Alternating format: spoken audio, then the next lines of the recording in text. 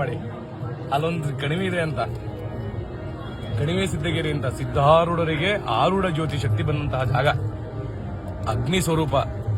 ಅವ್ರ ಹಚ್ಚಿ ದೀಪ ಇವತ್ತು ಸಿದ್ಧಾರೂಢ ಆರಿಲ್ಲ ದೀಪ ಅಲ್ಲಿ ಸಿದ್ಧಾರೂಢ ಮಠದಲ್ಲಿ, ಸಿದ್ಧಾರೂಢ ಮಠದಲ್ಲಿ ಅಂತ ಒಂದು ದೀಪ, ಅಂತ ಒಂದು ಆರೂಢ ಜ್ಯೋತಿ ಶಕ್ತಿ ಸಿಕ್ಕಂತಹ ಜಾಗ ಅದು. ಒಂದು ಗವಿ ಒಳಗಡೆ ಹತ್ಕೊಂಡು ಹೋದ್ರೆ 1,000 ಗವಿ ಒಳಗಡೆ ಹೋಗ್ಬೇಕ್ರಿ.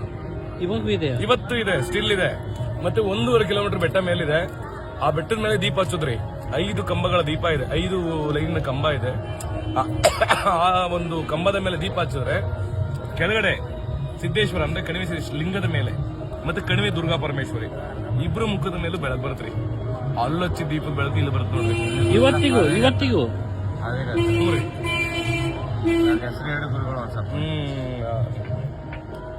ಕಣಿವೆ ಸಿದ್ದಗಿರಿ ರಟ್ಟಿಹಳ್ಳಿ ಅಂತ ಬರುತ್ತೆ ನೋಡ್ರಿ. ರಟ್ಟಿಹಳ್ಳಿಯಿಂದ ಒಂದು 4 ಕಿಲೋಮೀಟರ್ ಒಳಗಡೆ. ಬಹಳ ತಪಸ್ವಿ ಜಾಗ.